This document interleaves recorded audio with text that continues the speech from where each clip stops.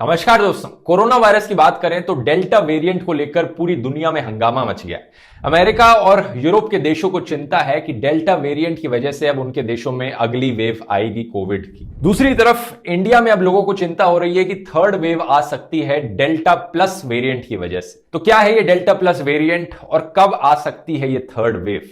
आइए जानने की कोशिश करते हैं आज के इस वीडियो में।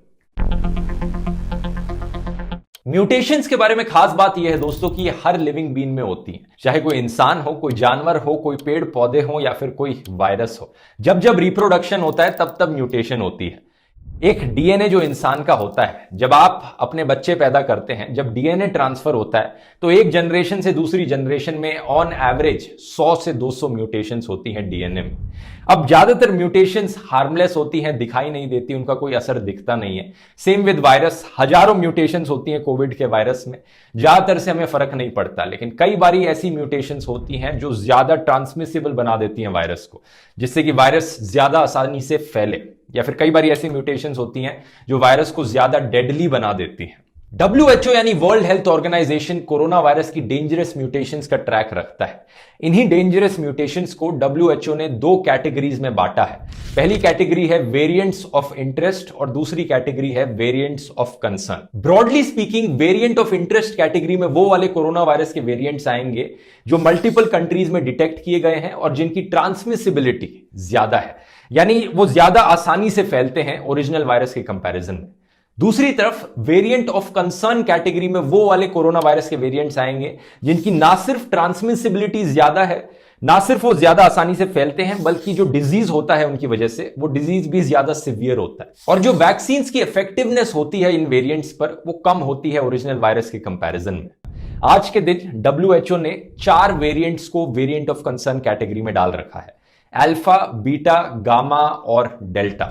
अल्फा वेरिएंट को पहले यूके वेरिएंट कहा जाता था क्योंकि ये सबसे पहले यूके में पाया गया था। ऐसे ही बीटा वेरिएंट जो था वो सबसे पहले साउथ अफ्रीका में, गामा ब्राजील में और डेल्टा वेरिएंट सबसे पहले इंडिया में पाया गया था, इसलिए पहले इसे इंडियन वेरिएंट करके भी बुलाते थे।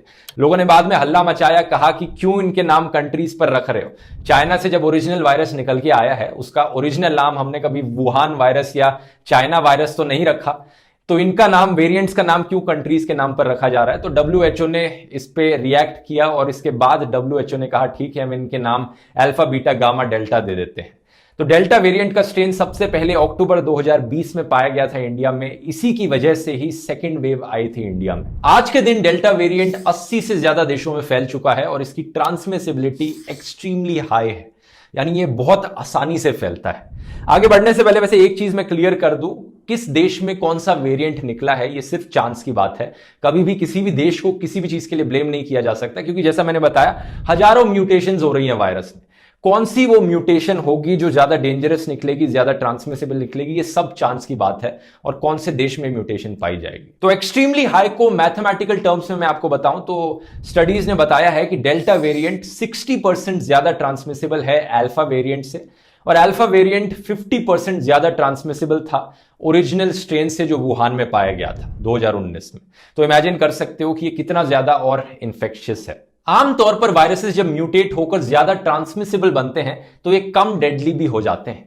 इस चीज को मैंने इस चार्ट के द्वारा पिछले एक वीडियो में एक्सप्लेन किया था डिटेल में। लेकिन कुछ ऐसे रेयर केसेस भी हो सकते हैं जहां पर वायरस म्यूटेट होकर ज्यादा ट्रांसमिसिबल भी बने और ज्यादा डेडली भी बने। लेकिन एट द सेम टाइम मैं ये कहना चाहूंगा कि अभी तक कोई भी ऐसी कंक्लूसिव रिसर्च नहीं निकल कर आई है जो बताती है कि डेल्टा वेरिएंट फॉर श्योर ज्यादा जानलेवा है या ज्यादा डेडली है। एक स्टडी ने जरूर बताया है यूके में जो कंडक्ट करी गई थी कि डेल्टा वेरिएंट की वजह से हॉस्पिटलाइजेशन का जो रिस्क है वो डबल हो जाता है अल्फा वेरिएंट के कंपैरिजन में।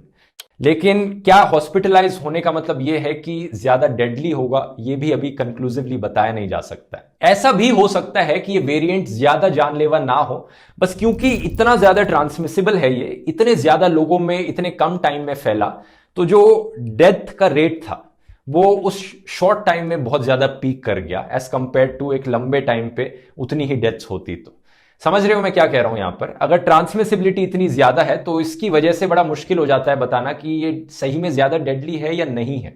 बहुत सारे फैक्टर्स को यहां पर कंसिडर करना पड़ता है। एक और इंटरेस्टिंग चीज ये जानने वाली है कि डेल्टा वेरिएंट के जो सिम्टम्स हैं वो थोड़े से अलग हैं ओरिजिनल कोविड-19 के सिम्टम्स से। ओरिजिनली कभी भी रनी नोज को इतना बड़ा सिम्टम नहीं बताया गया था, लेकिन यूके में एक स्टडी कंडक्ट करी गई रिसेंटली, जब लोगों ने सेल्फ रिपोर्ट किया अपने सिम्टम्स को, तो पाया गया कि डेल्टा वेरिएंट के जो सिम्टम्स हैं उनमें रनी नोज काफी ऊपर आता है सिम्टम्स की कैटेगरी में।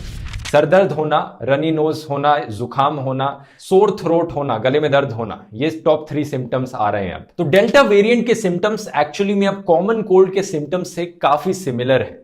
लॉस ऑफ स्मेल, मतलब सही से चीजों को सूंघ ना पाना, ये काफी बड़ा सिम्टम बताया जाता था ओरिजिनल कोविड-19 के स्ट्रेन में, लेकिन डेल्टा वेरिएंट में इसकी रैंक 9th बताई जा रही है इस यूके की स्टडी में। वैक्सीन को लेकर अच्छी खबर यह है कि अभी तक जितना भी डेटा आया है उसके अकॉर्डिंग ऑलमोस्ट सारी वैक्सीन इफेक्टिव जरूर हैं डेल्टा वेरिएंट के खिलाफ। जैसे कि फाइजर और एस्ट्राजेनेका अपनी कोविशील्ड वैक्सीन जैसी वैक्सीन ने दिखाया है कि वो 90% से ज्यादा इफेक्टिव हैं हॉस्पिटलाइजेशन और डेथ को प्रिवेंट करने में, अगर आप दोनों डोजेस लेते हैं और आपको डेल्टा वेरिएंट हो जाता है तो। बस थोड़ी सी दिक्कत इस चीज में आती है कि सिम्टम्स को प्रिवेंट करने में दोनों वैक्सीन की इफेक्टिविटी कम हो गई है। जैसे कि एस्ट्राजेनेका कोविशील्ड की इफेक्टिविटी सिम्टम्स प्रिवेंट करने में डेल्टा वेरिएंट के अगेंस्ट सिर्फ 60% तक रह गई है दोनों डोजेस लेने के बाद। हालांकि फाइजर जैसी वैक्सीन इसमें भी 88% इफेक्टिवनेस दिखा रही है। अब डेल्टा वेरिएंट इंडिया के लिए तो कोई इतनी बड़ी चिंता की बात रही नहीं, लेकिन डेल्टा प्लस वेरिएंट नाम की म्यूटेशन अब न्यूज में सुनने को आ रही है।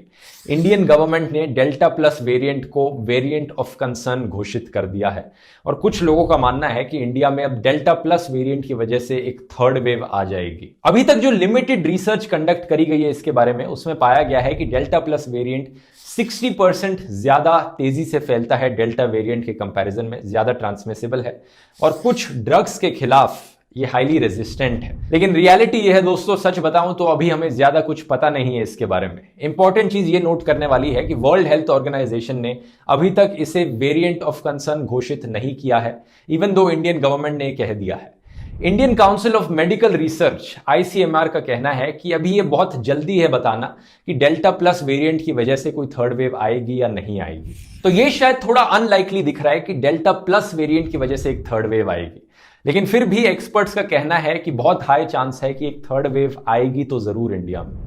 जो गैप 2 वेव्स के बीच में बताया जाता है, ये आमतौर पे 15 से 16 हफ्ते होता है एक एपिडेमिक में। 40 मेडिकल एक्सपर्ट्स का एक रॉयटर्स पोल कंडक्ट किया गया था, जिसका कंक्लूजन ये निकला। इन एक्सपर्ट्स ने कहा कि थर्ड वेव इनएविटेबल है, कि आएगी तो जरूर थर्ड वेव, और इनका मानना था कि इन्हें लगता है कि ये थर्ड वेव अक्टूबर इस साल तक आएगी। दूसरी तरफ एम्स डायरेक्टर रणदीप गुलेरिया का कहना है कि थर्ड वेव अगले 6 से 8 हफ्ते में भी आ सकती है, अगर लोगों ने मास्क पहनने बंद कर दिए, सोशल डिस्टेंसिंग बंद कर दी।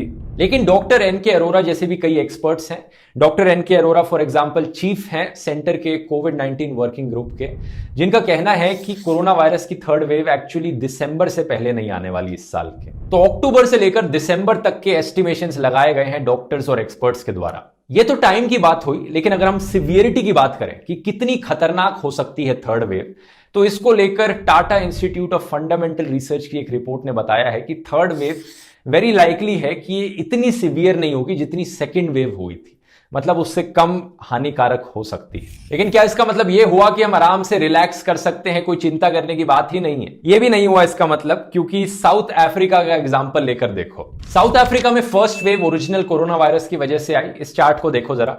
उसके बाद सेकेंड वेव आई इनके बीटा वेरिएंट की वजह से, जो साउथ अफ्रीका में ही पाया गया था, और अब थर्ड वेव आ रही है डेल्टा वेरिएंट की वजह से। और थर्ड वेव और second wave almost equally dangerous लग रही हैं, और कितनी तेजी से फैली है। एक्सपर्ट्स का मानना है कि इसका ब्लेम उनकी सरकार पर जाता है, जिन्होंने ढंग से प्लानिंग नहीं करी, वैक्सीन रोल आउट ढंग से नहीं हुआ। आज के दिन उनके देश में 5% से भी कम लोगों को वैक्सीन लगी हुई है। अगर ज्यादा लोगों को वैक्सीन लगी होती तो डेल्टा वेरिएंट इतना बुरा असर ना करता। इजराइल का एग्जाम्पल लेकर देख लो, जहां पर 60% के अराउंड पॉपुलेशन वैक्सीनेटेड है।